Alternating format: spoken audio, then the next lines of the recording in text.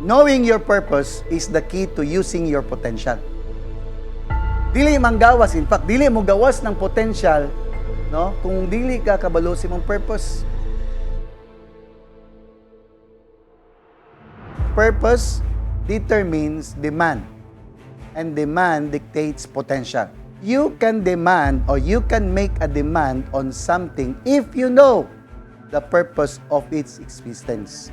So, ibig sabihin, kita tanan na ay ginabutang nga demand si Lord sa tuwa. Kay kabalo siya, naa siya gibutang for you to function.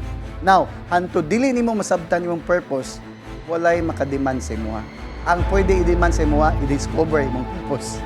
When God told Moses to free his people, He was also telling Moses na ang ability to perform what I've required of you is inside of you. Each one of us na atay maker, and God is our maker.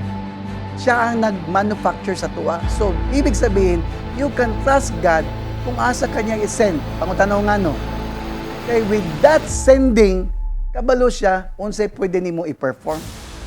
Again, the fact that you still around, you still exist, meaning wala pa naman ang Lord sa imo. And dili pwede na kanang nakatago, antap ka ng mga ability nga wa nang gawa sa imo, di magamit. Kung naa pa dyan provision na para ma-fulfill nimo yung mga assignment, i-discover lang nimo. Knowing your purpose is the key to using your potential. Di magamit ang imong potential kung wala ka kabalo sa purpose. Dili manggawas, in fact, dili mo gawas ng potential, no? Kung dili ka kabalo sa imong purpose.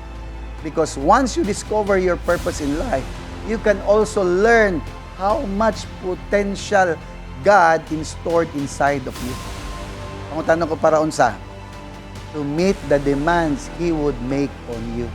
Potential is equal to purpose. A manufacturer not only creates something for a purpose, he or she also provides the potential to fulfill that purpose. So purpose has in it the potential to fulfill itself. Therefore, purpose provides potential to fulfill the demand of a product. Renew your thinking now before it's too late. You are not a mistake again, I'm telling you. Kung di pa ka settled sa imong nakita karon kabalo ka na pa, then you better respond. Renew your mind.